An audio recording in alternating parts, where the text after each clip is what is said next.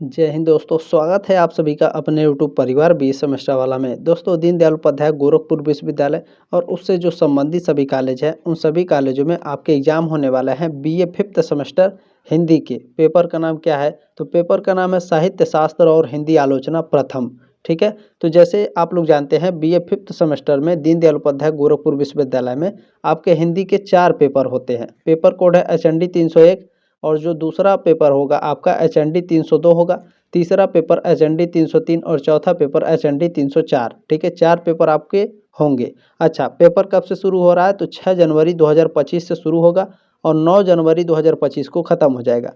यानी लगातार 4 दिनों तक 4 पेपर आपका चलने वाला है। ठीक है, तो अच्छा सर जी, ये बताइए आज के इस क्लास में क्या है? तो आज के इस क्लास में 2023-24 सत्र का ये क्वेश्चन पेपर है। तो क्या सर जी पिछले साल के क्वेश्चन पेपर से एग्जाम में आएंगे? बिल्कुल आएंगे। आप लोग 6 महीना मेहनत करते हैं, लगातार पूरी बुक पढ़ते हैं और सोचते हैं एग्जाम में आएगा, तो उसमें से कुछ आते हैं, कुछ नहीं आते हैं आपको। अब सोचिए मैं पिछले साल का क्वेश्चन पेपर दे दूं और इसमें से कम 4 क्वेश्चन, 8 क्वेश्चन, 10 क्वेश्चन या फिर 12-12 क्वेश्चन आपके पास जाते हैं, तो ये अपने आप में ये बहुत बड़ी अचीवमेंट होती है। ठीक है, तो ध्यान रखेंगे, ये बहुत ही इंपॉर्टेंट होने वाली है आज की ये क्लास और मैं आपको चारों क्वेश्चन पेपर दे दूंगा। ठीक है, HND 301, 302, 303 और 304 चारों क्वेश्चन पेपर दे दूंगा। चिंता करने की बिल्कुल भी आवश्यकता नहीं है। बीए सेमेस्टर वाला आपके साथ है, ये आपका अपना ही चैनल है पर्सनल, दीनदयाल उपाध्याय गोरखपुर विश्वविद्यालय का, तो इसे सब्सक्राइब कर लीजिएगा। इसी तरह से आपको मैं 6 सेमेस्टर में भी सारे क्वेश्चन पेपर प्रोवाइड करा दूंगा। चिंता नहीं करना, ऐसा नहीं है कि मैं केवल आपको क्वेश्चन पेपर दे दिया और मेरा काम खत्म हो गया। आपको मैं प्रॉपर क्लासेस भी करा करके देता हूँ। ठीक है, और आप लोग जानते ही हैं मेरा क्लासेस किस तरीके से होता है, तो उसी तरीके से मैं इस क्वेश्चन पेपर को भी सॉल्व कराने वाला हूँ। चले क्लास को स्टार्ट करते हैं। चलिए क्लास को स्टार्ट करते हैं। स्टार्ट करने से पहले एक बार फिर से अपना पेपर कोड देख लेंगे। बीए फिफ्थ सेमेस्टर है, हिंदी है, साहित्य शास्त्र और हिंदी आलोचना प्रथम है। ठीक है, चलें इसमें पहला क्वेश्चन आपका पूछा गया है, रमणीयार्थ प्रतिपादक शब्द काव्यम। ठीक है, ये वाक्य किसने कहा है? पंडित राज जगन्नाथ ने कहा है। सी ऑप्शन आपका करेक्ट है। ठीक है, रमणीयार्थ प्रतिपादक शब्द काव्यम पंडित राज जगन्नाथ ने कहा है। तो आपके दिमाग में एक प्रश्न आएगा, गुरुजी ये बताइए कि रमणीयार्थ प्रतिपादक शब्द काव्यम, इसका मतलब क्या है? इसको समझा दीजिए। बिल्कुल समझाएंगे, ध्यान देना पड़ेगा। ठीक है, देखें, रमणीयार्थ प्रतिपादक शब्द काव्यम यानी रमणीय अर्थ का प्रतिपादन करने वाला शब्द ही काव्य है। रमणीय का अर्थ वही पूर्ववर्ती रसात्मकता है जहाँ जगन्नाथ की मौलिक स्थापना यह है कि काव्य तत्व शब्द में निहित होता है, न कि संपूर्ण वाक्य में। ठीक है, काव्य तत्व शब्द में निहित होता है, न कि संपूर्ण वाक्य में। चलें अब नेक्स्ट क्वेश्चन देखेंगे क्या आपसे पूछ रहा है। नेक्स्ट क्वेश्चन आपसे पूछा गया है कि रीति संप्रदाय, ठीक है संप्रदाय लिखा है, रीति संप्रदाय के प्रवर्तक हैं। रीति संप्रदाय के जो प्रवर्तक हैं आचार्य वामन हैं। बी ऑप्शन आपका राइट है, प्रश्न नंबर दूसरे का। ठीक है, और आप सभी से रिक्वेस्ट है प्लीज़ देखिए एग्जाम के बाद इस नंबर पर आप लोग अपना क्वेश्चन पेपर जरूर सेंड कर दीजिएगा। ठीक है, 7574 ठीक है, ये मेरा व्हाट्सअप नंबर है। एग्जाम के बाद आप लोग अपना क्वेश्चन पेपर जरूर सेंड कर दें, आप सभी से रिक्वेस्ट है, ताकि देखिए 6 सेमेस्टर में आपको मैं क्वेश्चन पेपर प्रोवाइड करूंगा, क्योंकि आपके सीनियर लोगों ने क्वेश्चन पेपर सेंड किया है, तो आपकी भी जिम्मेदारी बनती है प्लीज़ कि आप लोग भी फिफ्थ सेमेस्टर को क्वेश्चन पेपर जरूर सेंड कर दें व्हाट्सअप नंबर पर, ताकि आपसे जो जूनियर बच्चे हैं जब वो फिफ्थ सेमेस्टर में हैं तब मैं उनको क्वेश्चन पेपर जरूर दिखा सकूं। ठीक है, तो ये आपकी जिम्मेदारी है, अपनी जिम्मेदारी जरूर पूरा करें। चले तीसरा क्वेश्चन आपसे पूछा है, काव्य शास्त्र का प्राचीनतम ग्रंथ है, जो काव्य शास्त्र है इसका प्राचीनतम ग्रंथ कौन सा है? तो नाट्य शास्त्र है। बी ऑप्शन आपका राइट है। चले अब इसमें कुछ की पॉइंट दिए गए हैं, ध्यान से पढ़ लीजिएगा, जो आपके एग्जाम के लिए बहुत ही महत्वपूर्ण है। देखें, काव्य शास्त्र का प्राचीनतम ग्रंथ नाट्य शास्त्र है और इसके रचयिता कौन है? भरत मुनि। ठीक है, क्लियर हो गया। भरत मुनि को काव्य शास्त्र का प्रथम आचार्य माना जाता है। ठीक है, भरत मुनि को काव्य शास्त्र का प्रथम आचार्य माना जाता है और उनका समय लगभग 400 ईसा पूर्व से 100 ईसा पूर्व के मध्य माना जाता है। नाट्य शास्त्र में दृश्य काव्यात्मकता का वर्णन अत्यधिक है, इसलिए इसे भी काव्य शास्त्र के रूप में ही माना जाता है। ठीक है, अच्छा अब आगे आप लोगों को ध्यान रखना है कि संस्कृत के काव्य शास्त्र का अंत पंडित राज जगन्नाथ के ग्रंथ रस गंगाधर से माना जाता है। ठीक है। अच्छा, कह क्या रहा है, संस्कृत के काव्य शास्त्र का जो अंत हुआ था, कैसे हुआ था, तो पंडित राज जगन्नाथ की जो ग्रंथ थे इनकी रस गंगाधर इसी से माना जाता है। ठीक है। अच्छा, नेक्स्ट पॉइंट क्या है, भरत मुनि के बाद काव्य शास्त्र पर काव्यालंकार नामक ग्रंथ लिखने वाले पहले आचार्य भामह थे। ठीक है। चले, इस पॉइंट को भी याद रखेंगे। अब नेक्स्ट क्वेश्चन देखिए आपसे क्या कह रहा है, पूछा है कि ध्वनि सिद्धांत के प्रवर्तक आचार्य हैं। ध्वनि सिद्धांत के प्रवर्तक आचार्य आनंदवर्धन है। सी ऑप्शन आपका राइट है। ठीक है। क्वेश्चन नंबर 5 आपसे पूछा गया है, वक्रोक्ति जीवितम किसकी रचना है। तो ये जो रचना है कुंतक की रचना है। बी ऑप्शन आपका राइट है। ठीक है। वक्रोक्ति जीवितम किसकी रचना है, कुंतक की। अब कुछ की पॉइंट यहाँ पे नोट किए गए हैं, ध्यान से देखिएगा, जो आपके एग्जाम के लिए इम्पोर्टेंट है। ठीक है। देखिए, वक्रोक्ति जीवितम कुंतक द्वारा रचित संस्कृत ग्रंथ है। कैसा ग्रंथ है, संस्कृत ग्रंथ है। और ये जो ग्रंथ है, ठीक है, यह अधूरी ही उपलब्ध है। ये पॉइंट भी याद रखेंगे, जो वक्रोक्ति जीवितम है ये अधूरी ही उपलब्ध है। जो कुंतक हैं, ठीक है, जो कुंतक हैं जिन्होंने वक्रोक्ति जीवितम लिखा हुआ है इस ग्रंथ को। अच्छा, तो कुंतक वक्रोक्ति को जो काव्य है इसको जीवित यानी जीवन, प्राण और आत्मा मानते हैं। ठीक है। कुंतक क्या करते हैं, वक्रोक्ति जीवितम को जीवन, प्राण और आत्मा मानते हैं। ठीक है। क्लियर हुआ। चले, नेक्स्ट क्वेश्चन देखेंगे आपसे क्या पूछा गया है। देखिए, आपके सारे सब्जेक्ट की और सारे सेमेस्टर की तैयारी बीए सेमेस्टर वाला बहुत ही ज़बरदस्त तरीके से कराता है। इसी तरह से 6 सेमेस्टर में भी मैं आपकी तैयारी कराऊंगा। ठीक है। चलें, नेक्स्ट क्वेश्चन पूछा है, विद्वानों के अनुसार काव्य हेतु के लिए अनिवार्य नहीं है। देखिए, विद्वानों के अनुसार काव्य हेतु के लिए प्रतिभा, व्युत्पत्ति और अभ्यास ये तीनों अनिवार्य होते हैं। ईश्वर की कृपा आपकी अनिवार्य नहीं होती है। डी ऑप्शन आपका राइट है। अब इसमें कुछ की पॉइंट ऐड हुए हैं, आपके डाउट भी क्लियर होंगे और आपके एग्जाम में प्रश्न भी यहाँ से बनेंगे। देखिए, काव्य हेतु के बारे में 2 मत हैं। अच्छा गुरुजी, कौन कौन से। पहला मत है, ठीक है, पहले मत के मुताबिक प्रतिभा, व्युत्पत्ति और अभ्यास मिलकर काव्य के कारण हैं। ठीक है। इस मत में रुद्रट और मम्मट प्रमुख हैं। अच्छा, दूसरा मत क्या है, तो दूसरे मत के मुताबिक काव्य का कारण सिर्फ प्रतिभा है। ठीक है। क्या कह रहा है, काव्य का कारण क्या है, सिर्फ प्रतिभा है और व्युत्पत्ति और अभ्यास उसके सहायक तत्व हैं।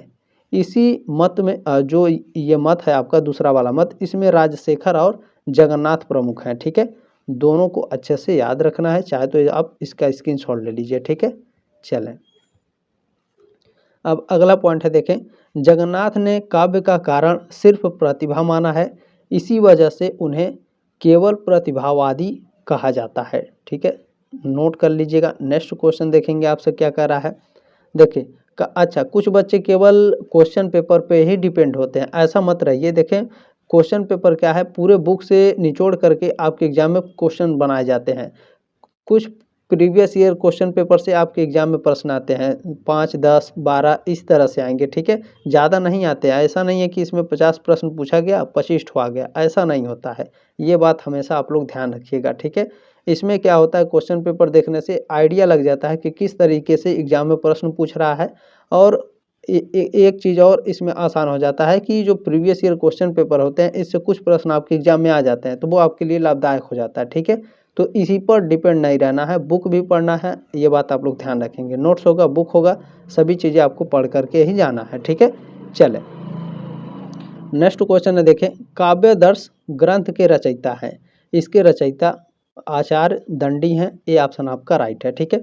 बाकी मैं तो अपना 100% देता ही हूँ, आप लोग देख ही रहे होंगे सारे क्लासेस में। ठीक है।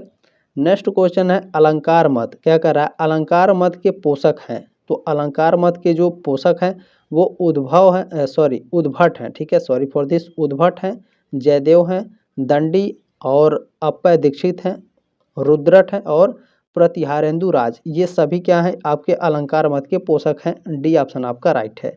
ठीक है। अब इसमें कुछ की पॉइंट है, ध्यान रखेंगे। ठीक है। पूछा जाएगा आपके एग्जाम में, अलंकार सिद्धांत के प्रवर्तक कौन है, आचार्य भामा हैं। ठीक है, ये पॉइंट आपका क्लियर हुआ। भामा ने शब्द और अर्थ दोनों के साथ भाव को काव्य माना और शब्द और अर्थ की वक्रता को काव्य सौंदर्य का मूल माना। आचार्य भामा के अलावा अलंकार संप्रदाय से जुड़े कुछ और आचार्य ये रहे, कौन कौन से, दंडी, उद्भर, रूडर, प्रतिहारेंद्रराज जयदेव, अप्पय दीक्षित। ठीक है, चले नेक्स्ट क्वेश्चन देखते हैं क्या है। नेक्स्ट क्वेश्चन आपसे पूछा है काव्य अलंकार ग्रंथ है, किसका ग्रंथ है काव्य अलंकार? तो काव्य अलंकार दोस्तों रुद्रट का ग्रंथ है। किसका है? रुद्रट का ग्रंथ है। ए ऑप्शन आपका राइट है। अच्छा, इसी क्वेश्चन को दो तरीके से पूछता है। आपके दिमाग में प्रश्न आएगा सर जी काव्य अलंकार तो भामा का भी है, किसका है? भामा का भी। तो यहाँ पर केवल आपका मेंशन है रुद्रट। तो चलिए मैं आपका डाउट क्लियर कर देता हूँ आज हमेशा के लिए। ठीक है, चले देखिए यहाँ को ध्यान से देख लीजिएगा इसको। काव्य अलंकार नाम के दो प्रसिद्ध ग्रंथ हैं, कौन कौन से? भामा द्वारा रचित काव्य अलंकार और रुद्रट द्वारा रचित काव्य अलंकार, दोनों काव्य अलंकार हैं। और ऑप्शन में क्या करके दिया है? केवल रुद्रट का नाम दिया है। ठीक है, देखें केवल आपका रुद्रट का नाम दिया है, भामा का नाम कहीं भी मेंशन नहीं है। तो याद रखिएगा एग्जाम में हो सकता है रुद्रट ना लिख करके ऑप्शन में भामा भी लिख देगा ऑप्शन में। ठीक है, तो इसीलिए मैंने दोनों आपको बता दिया। अब आपका डाउट क्लियर हो गया और आपके एग्जाम में कभी ये गलत हो ही नहीं सकता है और आप जीवन में कभी इस क्वेश्चन को गलत नहीं कर पाएंगे। ठीक है, चलें अब इसमें नेक्स्ट देखिएगा क्या है। आचार्य भामा के काव्य अलंकार ग्रंथ के बारे में कुछ जानकारियां हैं। कैसे? देखिए जो भामा का काव्य अलंकार है, ठीक है, यह ग्रंथ 6 परिच्छेदों में बटा है। ठीक है, भामा का जो काव्य अलंकार है 6 परिच्छेदों में बटा है। एक पॉइंट क्लियर हुआ। और जो भामा का काव्य अलंकार है इसमें 398 श्लोक हैं। ठीक है, ये भी आपका क्लियर हुआ। नेक्स्ट देखिए इसमें काव्य, शरीर, अलंकार, दोष, न्याय और शब्द शुद्धि जैसे विषयों पर चर्चा की गई है। ठीक है, अब नेक्स्ट देखेंगे क्या है इसमें। देखिए भामा संस्कृत काव्य शास्त्र में अलंकार स्कूल के शुरुआती प्रतिपादक माने जाते हैं। ध्यान रखिएगा इस पॉइंट को, क्या कह रहा है? भामा संस्कृत काव्य शास्त्र में, ठीक है, संस्कृत काव्य शास्त्र में अलंकार स्कूल के शुरुआती प्रतिपादक हैं। ठीक है, चले नेक्स्ट है भामा ने पहली बार शब्दालंकार और अर्थालंकार की सापेक्ष शक्ति का उल्लेख किया। पूछता है आपके एग्जाम में कि किस कवि ने या फिर किस लेखक ने सबसे पहले शब्दालंकार और अर्थालंकार की सापेक्ष शक्ति का उल्लेख किया? तो आचार्य भामा ने किया। ठीक है, नेक्स्ट क्वेश्चन। अच्छा, इसी तरह से आपके एग्जाम में प्रश्न बनते हैं। ठीक है, तो इतना तो आप लोगों का माइंड डेवलप हो ही गया है कि मैं आपको की पॉइंट पढ़ाऊंगा और आप लोग समझ जाएंगे कि यहाँ से क्वेश्चन कैसे पूछेगा। ठीक है, चलें देखिए भामा ने भरत की 10 गुणों की योजना से सहमति नहीं जताई और उन्होंने माधुर्य, ओज और प्रसाद जैसे 3 गुणों का उल्लेख किया। देखिए आगे आपको यहाँ ध्यान देना, भामा के काव्य अलंकार ग्रंथ पर 9वीं शताब्दी में उद्भट, ठीक है, उद्भट आचार्य ने भामा विवरण नाम की टीका लिखी थी। आपके एग्जाम में पूछता है भामा विवरण, क्या कर रहा है? भामा विवरण नाम की टीका किसने लिखी है? तो उद्भट आचार्य ने लिखी है। ठीक है, ये पॉइंट नोट कर लीजिएगा, मोस्ट इंपॉर्टेंट है। देखिए आगे आप लोग पढ़ेंगे ना, जब आप लोग 6 सेमेस्टर में पढ़ेंगे या फिर JRF की तैयारी वगैरह करेंगे तो ये सारे आपको मैं ज़रूर याद आऊँगा। ठीक है, अगर आपका सब्जेक्ट हिंदी से रहा तो। ठीक है, चलें इसमें आगे आपको याद रखना है आचार्य रुद्रट के काव्य अलंकार ग्रंथ के बारे में कुछ जानकारियाँ हैं। जैसे देखें जो आचार्य रुद्रट का काव्य अलंकार है, ये जो अलंकार है काव्य अलंकार ग्रंथ है, इसमें 16 अध्याय हैं। ठीक है, और इसमें छंद आपके 714 हैं। रुद्रट अलंकार संप्रदाय के प्रमुख आचार्य थे। ठीक है, बाकी यहाँ आगे आपका मेंशन हो ही नहीं पाया है, टाइपिंग में हो सकता है गलती हो गई हो। ठीक है, sorry for this. Next question देखेंगे क्या है। कह रहा है रीति सिद्धांत, रीति सिद्धांत के प्रतिपादक आचार्य हैं, कौन है? आचार्य वामन है। ठीक है, ऑप्शन नंबर ए राइट है आपका। चले नेक्स्ट क्वेश्चन क्या है। नेक्स्ट क्वेश्चन आपसे पूछा गया है काव्य की आत्मा माना गया है। काव्य की आत्मा किसे माना गया है? रस को काव्य की आत्मा माना जाता है। ठीक है, सी ऑप्शन आपका करेक्ट है। और मैं जहाँ तक कोशिश करता हूँ कम से कम आपका समय मैं लूँ, क्योंकि एग्ज़ाम के टाइम में बहुत ही कम समय बचता है। ठीक है, देखें रिपब्लिक रचना है, ये तो आप लोग सोशियोलॉजी में पढ़ते हैं, पॉलिटिकल साइंस में पढ़ते हैं, आसान क्वेश्चन है। ठीक है, रिपब्लिक की रचना किसने करी? प्लेटो ने। ठीक है, बी ऑप्शन आपका राइट है। चले नेक्स्ट क्वेश्चन देखेंगे क्या है। नेक्स्ट क्वेश्चन आपसे पूछा है कि स्वच्छंदतावाद, क्या कह रहा है? स्वतंत्रतावाद अंग्रेजी शब्द का हिंदी रूपांतरण है, तो इसका हिंदी रूपांतरण है रोमांटिसिज्म। ठीक है, स्वतंत्रतावाद अंग्रेजी शब्द का हिंदी रूपांतरण है तो रोमांटिसिज्म का है। ठीक है, बी ऑप्शन आपका राइट है। अब यहाँ मैं आपके डाउट क्लियर कर देता हूँ, ध्यान से देखिएगा। ठीक है, देखें, स्वतंत्रतावाद का अंग्रेजी शब्द रोमांटिसिज्म। ठीक है, रोमांटिसिज्म, स्वतंत्रतावाद का अंग्रेजी शब्द क्या है? रोमांटिसिज्म है। ठीक है, अब आपका डाउट क्लियर हो गया। स्वतंत्रतावाद कला, साहित्य और बौद्धिक क्षेत्रों से जुड़ा एक आंदोलन था। ठीक है, ध्यान रखेंगे, स्वतंत्रतावाद क्या था? कला, साहित्य और बौद्धिक क्षेत्रों से जुड़ा एक आंदोलन था। ठीक है, अच्छा, इसकी शुरुआत कब से हुई? यूरोप में हुई थी। ध्यान रखेंगे, स्वतंत्रतावाद की जो शुरुआत हुई थी ये कहाँ हुई थी? इस आंदोलन की शुरुआत यूरोप में कब हुई थी? 18वीं शताब्दी के अंत में। ठीक है, सन 1800 से लेकर के 1850 के बीच यह आंदोलन अपने चरम पर था। ठीक है, चलें, नेक्स्ट क्वेश्चन आपसे पूछा गया है। देखें, पोएटिक्स के लेखक हैं, पोएटिक्स के लेखक अरस्तु महोदय हैं। डी ऑप्शन आपका राइट है। देखें, नेक्स्ट क्वेश्चन आपसे पूछा गया है, यथार्थवाद का संबंध है, यथार्थवाद का संबंध जीवन जगत की वास्तविकता से है। बी ऑप्शन आपका राइट है, प्रश्न नंबर 15 का। चलिए, नेक्स्ट क्वेश्चन देखेंगे क्या है। शास्त्रवाद क्या कह रहा है? शास्त्रवाद के आलोचकों में सर्वप्रथम है, शास्त्रवाद के आलोचकों में सर्वप्रथम कौन है? तो सर्वप्रथम क्रोशे महोदय हैं। डी ऑप्शन आपका राइट है। चले, नेक्स्ट क्वेश्चन क्या है, पूछा गया है, बिहारी और सादी का तुलनात्मक मूल्यांकन किया, किसने किया है? पदम सिंह शर्मा ने किया है। ए ऑप्शन आपका राइट है। अब यहाँ पे कुछ की पॉइंट ऐड हुए हैं जो आपके एग्जाम के लिए मोस्ट इम्पोर्टेंट है। जैसे मान लीजिए यहाँ पर आपका दिया हुआ है कि बिहारी और सादी का तुलनात्मक मूल्यांकन पदम सिंह शर्मा ने किया है, तो आचार्य हजारी प्रसाद द्विवेदी ने क्या किया? भारतेंदु हरिश्चंद्र ने क्या और बालकृष्ण भट्ट ने क्या किया? ठीक है, चले इनके बारे में जान लेते हैं, ये क्या है। देखें, महावीर प्रसाद द्विवेदी, ठीक है, द्विवेदी जी हिंदी साहित्य के पुनर्जागरण के अग्रदूत थे और उन्होंने मुख्य रूप से आदिकाल और मध्यकालीन हिंदी साहित्य पर काम किया। मोस्ट इम्पोर्टेंट है, ध्यान रखेंगे, जीआरएफ वगैरह की तैयारी करेंगे, मोस्ट इम्पोर्टेंट रहेगा ये सारे। ठीक है, देखिए, भारतेंदु हरिश्चंद्र कौन थे? देखिए, भारतेंदु जी ने हिंदी साहित्य को एक नई दिशा दी और उन्होंने मुख्य रूप से नाटक और निबंध लेखन पर ध्यान केंद्रित किया। ठीक है, आगे इसमें है बालकृष्ण भट्ट हैं, जो ये भट्ट जी आचार्य रामचंद्र शुक्ल के शिष्य थे और उन्होंने मुख्य रूप से आलोचना पर काम किया है। ठीक है, चलें, देखिए यहाँ पर आपको पूछा गया आचार्य रामचंद्र शुक्ल का संबंध है किसके साथ है? तो सैद्धांतिक आलोचना से और व्यवहारिक आलोचना दोनों से। ठीक है, सी ऑप्शन आपका करेक्ट है। नेक्स्ट क्वेश्चन आपसे पूछा गया है, देखिए, रस मीमांसा है, रस मीमांसा क्या है? सैद्धांतिक समीक्षा ग्रंथ है। ए ऑप्शन आपका राइट है। ठीक है, अब इसमें कुछ की पॉइंट नोट हुए हैं, अब आप लोग ध्यान रखिएगा जो आपके एग्जाम के लिए मोस्ट इम्पोर्टेंट है।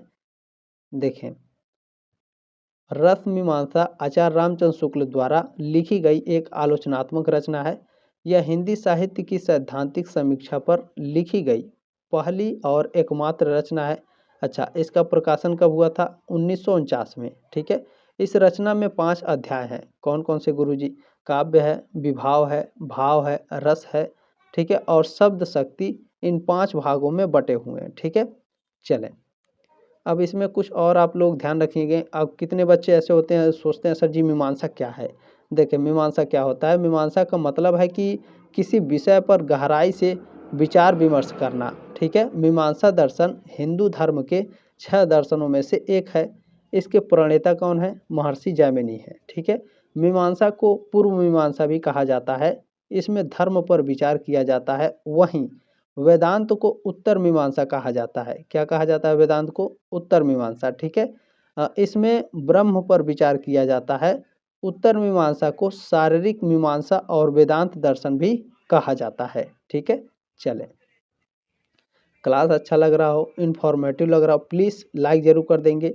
और सबसे मोस्ट इम्पोर्टेंट बात ये होती है, प्लीज़ देखें शेयर ज़रूर कर दीजिएगा। आप लोग सब्सक्राइब नहीं करते हैं, मुझे मंजूर है, लेकिन शेयर ज़रूर कर दीजिएगा, क्योंकि देखें नॉलेज बांटने से बढ़ता है। ठीक है, और ये बहुत ज़रूरी होता है क्वेश्चन पेपर, ताकि आप लोग अच्छे से देखें और अच्छे से अच्छा एग्ज़ाम आपका जाए। ठीक है, नेक्स्ट क्वेश्चन है, हिंदी साहित्य 20वीं शताब्दी, क्या कह रहा है, हिंदी साहित्य 20वीं शताब्दी के लेखक हैं नंद दुलारे वाजपेयी हैं। सी ऑप्शन आपका राइट है। अब इसमें भी मैंने कुछ की पॉइंट ऐड कर दिया ताकि आपको अच्छे से समझ में आ जाए। देखें, हिंदी साहित्य 20वीं शताब्दी आलोचना ग्रंथ के लेखक नंद दुलारे वाजपेयी हैं।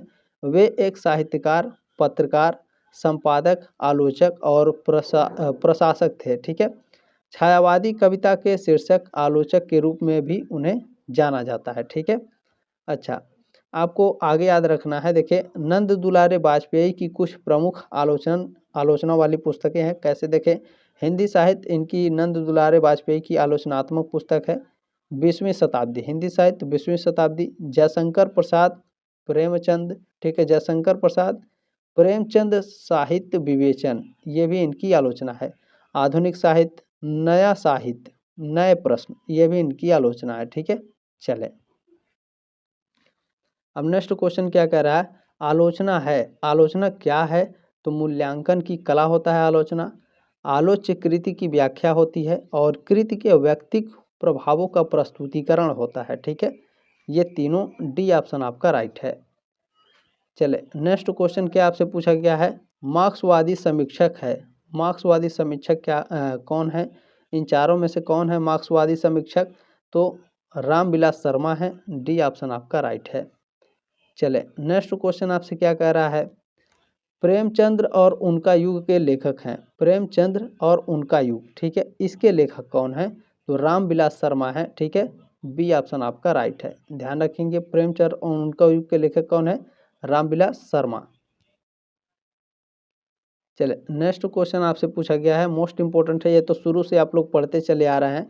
आनंद कादम्बिनी के संपादक कौन है, ठीक है, तो ये एक पत्रिका थी और इस पत्रिका के जो संपादक हैं वो चौधरी प्रेमघन है। ठीक है, बी ऑप्शन आपका राइट है। अच्छा, इसमें कुछ मैंने की पॉइंट भी ऐड किए हैं तो ध्यान रखेंगे। ठीक है, देखें, आनंद कादम्बिनी पत्रिका के संपादक बदरी नारायण चौधरी प्रेमघन थे। ठीक है, अच्छा, यह पत्रिका भारतेंदु युग की साहित्यिक पत्रिका थी, यह पॉइंट भी आप लोगों को याद रखना है।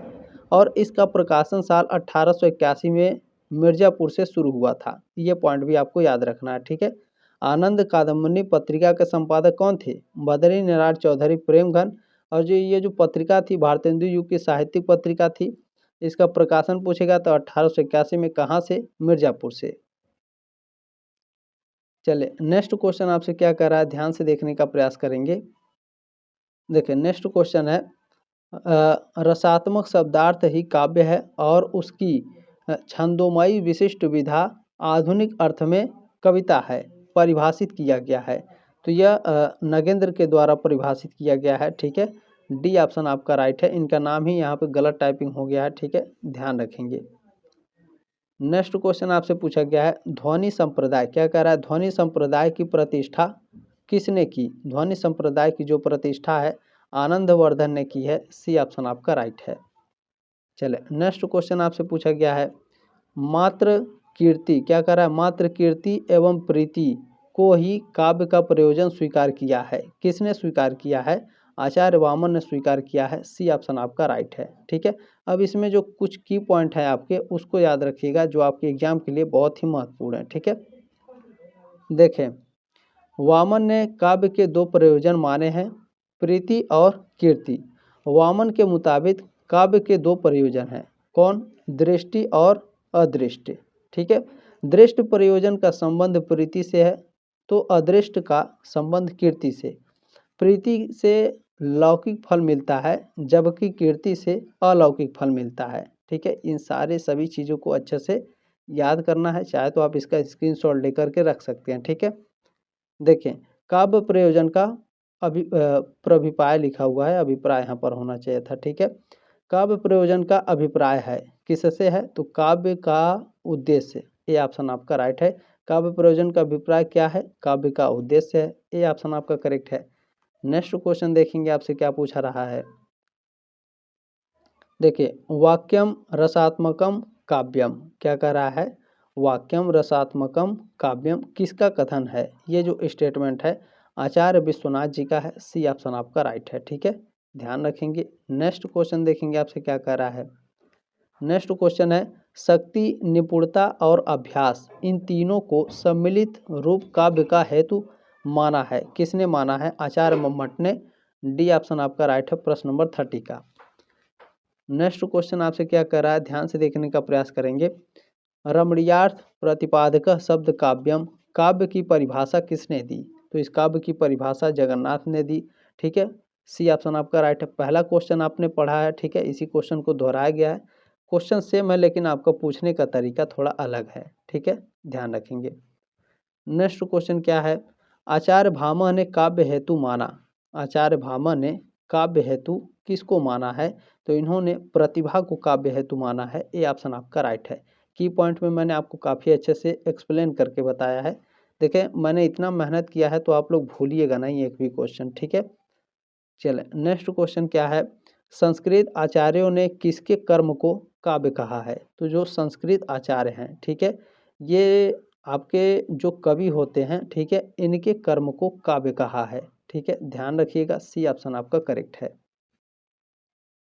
अब यहाँ पे आप लोग ध्यान रखिएगा, ठीक है, ये जो क्वेश्चन मैंने आपको बताया है कि जो संस्कृत आचार्य हैं, ठीक है, संस्कृत आचार्य हैं, ये कवि के कर्म को काव्य मानते हैं या फिर कहा हुआ है। ठीक है, अब इसी को लेकर के यहाँ पर कुछ की पॉइंट दिए गए हैं जो आपके एग्जाम के लिए बहुत ही महत्वपूर्ण है। ठीक है, देखिए संस्कृत के आचार्यों ने कवि के कर्म को काव्य माना है। ठीक है, या फिर काव्य कहा है। तो इसमें जो की पॉइंट है इसे याद रखिएगा जो आपके एग्जाम के लिए महत्वपूर्ण है। संस्कृत की परंपरा में कवि की समस्त कृतियों को काव्य कहा जाता है। ठीक है, क्लियर हुआ।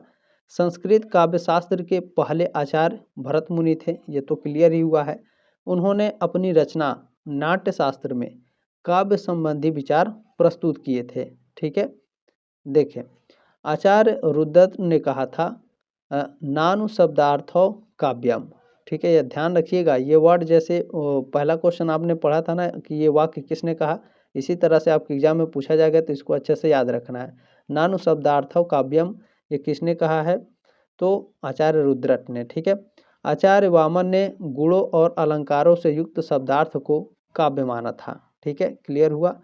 आचार्य विश्वनाथ ने कहा था, क्या कहा था, ध्यान रखेंगे, रसात्मकम वाक्यम काव्यम। ठीक है, चले ये भी क्लियर हुआ, यानी रसात्मक वाक्य ही काव्य है।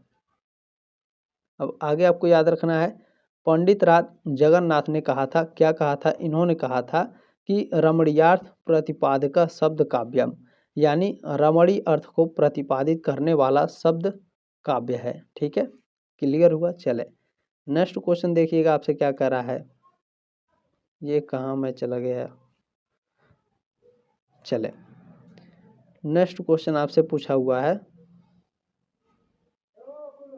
चले प्रश्न नंबर 34 आपसे क्या कह रहा है, अनुकरण को नया अर्थ, ठीक है, जो अनुकरण है, अनुकरण को नया अर्थ प्रदान कर किसने कला का स्वतंत्र अस्तित्व स्थापित किया? तो इसको अरस्तु ने स्थापित किया है। बी ऑप्शन आपका राइट है। चले प्रश्न नंबर 35 देखेंगे आपसे क्या कह रहा है। ठीक है, प्रश्न नंबर 35 है, देखिए पेरिइसुप्स की रचना के मूल में लॉन्जाइनस का उद्देश्य है, क्या उद्देश्य है? तो भाषण कला का शास्त्रीय विवेचन। ए ऑप्शन आपका राइट है। मैं फिर से एक बार बोल रहा हूँ, प्लीज़ देखिए इस नंबर पर आपको अपना क्वेश्चन पेपर जरूर भेज देना है 7574-584। ठीक है, ताकि मैं आगे बच्चों को जरूर दिखा सकूँ आपका क्वेश्चन पेपर। चले नेक्स्ट क्वेश्चन है, टॉपिक पर आते हैं, सही क्रम है, सही क्रम कौन सा है? तो देखें पहले आपके प्लेटो हैं, फिर आपके अरस्तु हैं, फिर आपके होरेस हैं, फिर लंजाइनस हैं। ठीक है, सी ऑप्शन आपका राइट है। प्रश्न नंबर 36 का टाइम नहीं मिल पाया इसको एक्सप्लेन करने का, सॉरी फॉर दिस, बाकी आप लोग अच्छे से देख लेंगे। ठीक है, देखें कवि का महत्व मोची से भी कम बताने वाला चिंतक है, कवि का महत्व मोची से भी कम बताने वाला चिंतक कौन है? प्लेटो है। ये ऑप्शन आपका राइट है।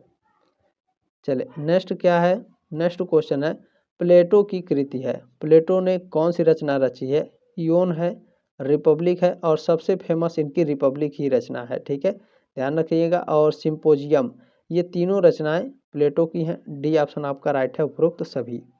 सबसे फेमस इनकी रिपब्लिक पुस्तक है। ठीक है, नेक्स्ट क्वेश्चन है देखें, शास्त्रवादी साहित्यकार हैं, शास्त्रवादी, ठीक है, शास्त्रवादी साहित्यकार कौन है? तो जो आपके अरस्तु और होरेस हैं ये शास्त्रवादी साहित्यकार हैं। ये ऑप्शन आपका राइट है। नेक्स्ट क्वेश्चन आपसे पूछा गया है, नव शास्त्रवादी मानते थे कि उनके बनाए नियम शाश्वत हैं, सर्वकालिक हैं और सर्वदेशिक हैं। ये सभी डी ऑप्शन आपका राइट है। चले नेक्स्ट क्वेश्चन आपसे पूछा गया है, नवशास्त्रवाद का सिद्धांत कलाकृति में प्रमुखता देता है। नवशास्त्रवाद का सिद्धांत जो है ये कला में, ठीक है, कलाकृति में प्रमुखता देता है। किसकी प्रमुखता देता है? कल्पना को प्रमुखता देता है, भाव को और बुद्धि तत्व को, इन तीनों को। डी ऑप्शन आपका राइट है।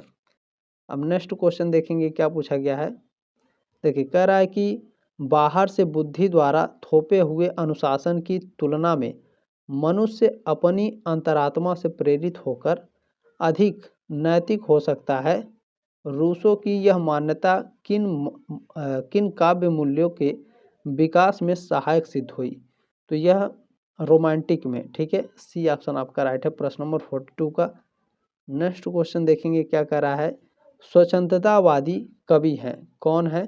तो देखें आपके जो वर्ड्सवर्थ, कालरीज हैं, जो किट्स और शेली हैं, बायरन हैं, ये आपके जो 5 कवि हैं, ठीक है, 1 2 3 4 और 5, ये सभी स्वतंत्रतावादी कवि हैं। डी ऑप्शन आपका राइट है। नेक्स्ट क्वेश्चन आपसे पूछा गया है, लिरिकल वायलेंट्स के रचनाकार है। लिरिकल वायलेंट्स इसके रचनाकार कौन है? तो विलियम वर्ड्सवर्थ है। ये ऑप्शन आपका राइट है। अब इसके बारे में कुछ की पॉइंट दिया गया है, ध्यान से देखिएगा, आपके एग्जाम में आने की संभावना है। यहाँ से देखें, लिरिकल बैलेंस के रचनाकार विलियम वर्ड्सवर्थ और सैमुअल टेलर कोलरिज हैं। यह कविताओं का एक संग्रह है जो साल 1798 में प्रकाशित हुआ था। इसे अंग्रेजी रोमांटिक आंदोलन की शुरुआत माना जाता है। ठीक है, अच्छे से याद रखिएगा, स्क्रीनशॉट ले लीजिए, बहुत ही इंपॉर्टेंट ये पॉइंट है। ठीक है, चले नेक्स्ट क्वेश्चन आपसे क्या पूछा है, देखिए, यथार्थवाद का आरंभ किसके विरोध में माना जाता है? जो यथार्थवाद है, ठीक है, इसका जो आरंभ है किसका विरोध माना जाता है? ठीक है, जो यथार्थवाद है इसका आरंभ किसके विरोध में माना जाता है? तो स्वतंत्रतावाद के विरोध में माना जाता है। डी ऑप्शन आपका राइट है। नेक्स्ट क्वेश्चन है, देखिए, मादम बावेरी के रचनाकार हैं, इसके रचनाकार फ्लावेयर हैं। ये ऑप्शन आपका राइट है। अच्छा, इनका नाम यहाँ टाइपिंग में गलती हुई है तो ध्यान रखेंगे, इनका नाम क्या है। ठीक है, देखें, मादाम बावेरी के रचनाकार फ्रांसीसी लेखक गुस्ताव फ्लावर्ट हैं। ठीक है, यह उपन्यास साल 1857 में प्रकाशित हुआ था। ये पॉइंट भी आप लोग ध्यान रखेंगे। ठीक है, इनका नाम यहाँ पर देख लीजिए किस तरह से मेंशन है। चलें नेक्स्ट क्वेश्चन क्या है। नेक्स्ट क्वेश्चन है, यथार्थवादी कला को विकसित किया। जो यथार्थवादी कला है इसको विकसित किसने किया है? तो इसको विकसित टॉलस्टॉय ने किया है, गोर्की ने और गोगोल ने। इन तीनों ने यथार्थवादी कला को विकसित किया है। डी ऑप्शन आपका राइट है, उपरोक्त सभी। नेक्स्ट क्वेश्चन देखिएगा, बहुत ही इंपॉर्टेंट है, यहाँ बहुत ही मज़ा आने वाला है, ध्यान से देखिएगा आप लोग। देखें, यहाँ आपके कवियों के नाम दिया गया है और यहाँ आपके उनके लेखक जो रचनाएं इन्होंने लिखी हैं उसके बारे में दिया गया है। तो जो आपके टी.एस. इलियट हैं, इन्होंने लिखा है, क्या लिखा है? इन्होंने आपका लिखा हुआ है यहाँ पर दी सेक्रेड वुड को किसने लिखा है? टी.एस. इलियट ने। ठीक है, अब जो मिडलटन मरे हैं, सॉरी फॉर दिस, मिडलटन है, ठीक है, मिडलटन मरे हैं, इनकी पुस्तक कौन सी है? तो इनकी पुस्तक है दी प्रॉब्लम ऑफ स्टाइल। ठीक है, और जो आपके ग वाले में है I.A. रिचर्डर्स, ठीक है, इनकी रचना कौन सी है? तो इनकी रचना है, ध्यान रखेंगे कौन सी रचना है, प्रिंसिपल्स ऑफ लिटरेरी क्रिटिक। ठीक है, और बचे ये जॉन क्रो रेंसन, इनकी रचना कौन सी है? तो नई आलोचना। ठीक है, तो ध्यान रखेंगे, क वाला आपका ब में जाएगा, ठीक है, ब वाला, ठीक है, यहाँ पर मिला हुआ है, और जो ख वाला है ये आपका द वाला से मिला हुआ, ये भी राइट है आपका। और जो ग वाला है ये आपका स से मिला हुआ है, ये भी आपका राइट है। और जो देखिए घ वाला है ये आपका अ से मिला है, यानी ऑप्शन नंबर ए यहाँ पे आपका राइट है। ठीक है, नेक्स्ट क्वेश्चन देखिएगा क्या पूछा गया है। नेक्स्ट क्वेश्चन है, आधुनिक हिंदी आलोचना का आरंभ मान्य है। तो आधुनिक हिंदी आलोचना का जो आरंभ माना जाता है भारतेंदु युग से माना जाता है। ये ऑप्शन आपका राइट है। ये सारे क्वेश्चन आपसे कभी गलत ही नहीं हो सकते हैं, क्योंकि ये तीसरा साल है आप लोगों को पढ़ते हुए इस टाइप के क्वेश्चंस को। ठीक है, अच्छा, आप लोगों ने जो प्यार और सपोर्ट दिया है इसके लिए बहुत बहुत धन्यवाद। बी ए सेमेस्टर वाला इसी तरीके से आपके लिए मेहनत करेगा। ठीक है, चले ये लास्ट क्वेश्चन है दोस्तों, किस रचना की समीक्षा से आधुनिक समीक्षा का सूत्रपात हुआ। किस रचना से कह रहा है, किस रचना से, ठीक है, किस रचना की समीक्षा से आधुनिक समीक्षा का सूत्रपात हुआ है। तो संयोगिता स्वयंवर से, ये ऑप्शन आपका राइट है। अच्छा, ये मुझे इंटरनेट पर परीक्षा गुरु मिल रहा था। ठीक है, सी ऑप्शन भी आपका यहाँ पे राइट हो सकता है। अभी इसका यूनिवर्सिटी के ऊपर डिपेंड करता है कि इसका राइट आंसर क्या मान सकती है। मेरे हिसाब से ऑप्शन नंबर ए यहाँ पे करेक्ट होना चाहिए। ठीक है, बाकी अपनी राय कमेंट बॉक्स में ज़रूर रखिएगा प्रश्न नंबर 50 को लेकर के, और प्लीज़ आप लोग थोड़ा सा एक्सप्लेन करके बताइए ताकि मैं आपको कमेंट बॉक्स को कमेंट में पिन कर दूं। ठीक है, चले जल्दी मिलते हैं आपके नेक्स्ट क्लास में दोस्तों, तब तक के लिए जय हिंद, वंदे मातरम।